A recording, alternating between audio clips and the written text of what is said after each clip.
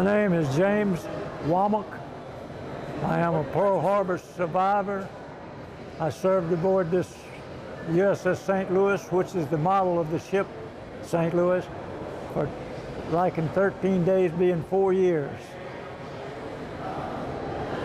How long were you in Pearl Harbor before the bombing? The ship went into Pearl Harbor in 1940. 1940. We came from the East Coast through the Panama Canal around to the West Coast, and from there on to Pearl Harbor. So you had been there for a little bit of time, for several months before you... Yeah, before the war started, yes. Engaged in...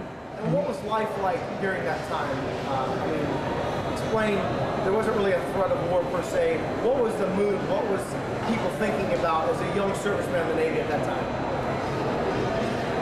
Actually, more or less just having a good time, but there was thoughts of the war going on, in the European war going on. Now, those thoughts were naturally, but still, most of the crew never realized what was fixing to happen until it had happened.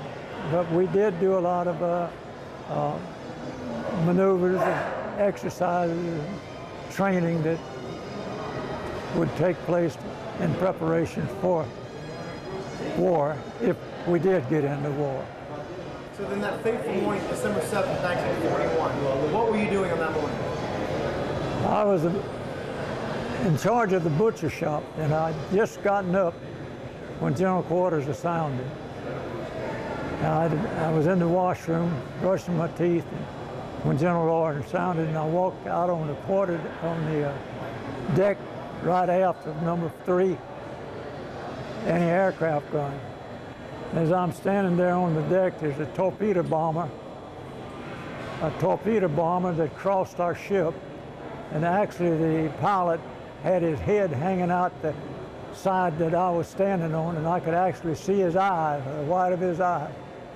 And after he cleared the ship, he got lower down before he dropped his torpedo. You could see the wake of the torpedo when it struck the battleship across from us. We were tied up at the dock. The battleships were anchored out on Battleship Road. That's absolutely amazing. Now, as the course of this is unfolding, of course, as you look back in history, you see a lot of things now that we didn't know then, obviously. So what must have seemed an eternity to you, yet they were not there, but just for a few hours. So after this mayhem has happened, what was your experience? What was my... Yeah, after the bombing was done and they've left, what did you guys do then? We were making preparations to get on the way. Normally, to get the ship underway, you'd have to bring the boilers up at a slow pace to avoid damages of brickwork and so forth on the boiler. But in this particular time, they went from a coal boiler all the way up to full head of steam in 2 hours or less. Around 10 o'clock, we were on the way going out of the harbor. The St. Louis was the first large ship out of the harbor. I say large, it wasn't one of the largest ships in there. It was 10,000 ton displacement, 608 feet long. We were the first large ship out of the harbor. One of the battleships, I believe it was the Nevada, I'm not sure. One of them had gotten underway and was trying to get out to sea through the harbor, and it had been bombed a couple of times, and then they got it again in the channel. Hopefully they could sink it in the channel and block it so you couldn't get in and out of the harbor. But it was damaged, but they were able to get it ashore and beach it rather than let it be sunk in the channel. I believe that was the battleship. Now, of course, that's a few years ago, and a person's memory is not as sharp as it was after 90 years. So you were very fortunate in being able to survive such an ordeal as that. How long did you stay in service? 7 years. 7 years, and after that, and where are you from? I'm from Houma, Louisiana. I was raised in North Louisiana, a little town by the name of Haynesville. And that's where I went in the Navy there. in 1939, right out of high school. So you got out, and what is your trade, sir? What was your profession after you got out of the service?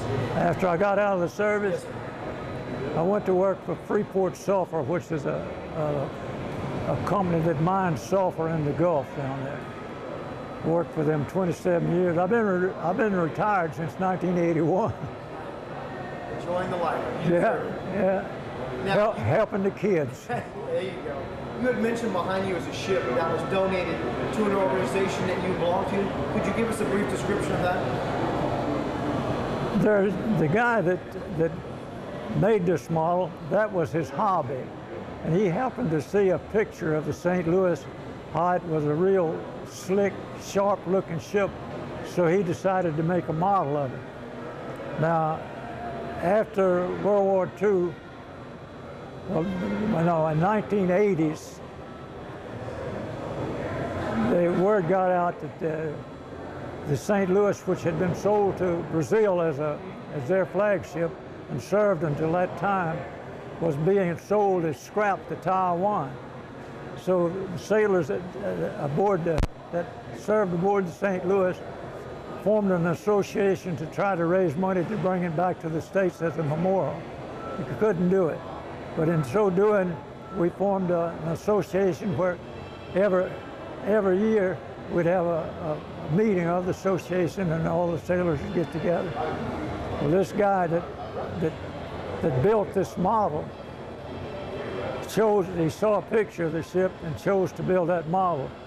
And somehow or other, I don't remember how, but he got in contact with our association and gave it to our